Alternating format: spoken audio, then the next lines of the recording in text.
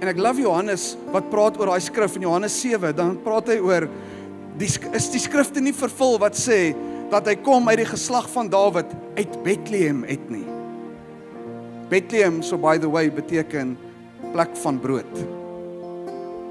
Jesus natuurlik die brood van die lewe.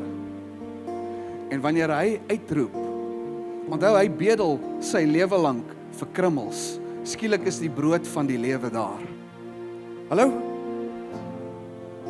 Hy bedel sy lewe lank vir krummels. Skielik is die brood van die lewe daar. Jesus, seun van Dawid, van Bethlehem. Wees my barmhartig. Wees my genadig. Sien my raak. Sien my situasie. Sien waar ek myself bevind, Here. Sien die omstandighede waarin ek is. Ek weet, U is die Messias wat die blindes kan laat sien. Jesaja het dit geprofeteer.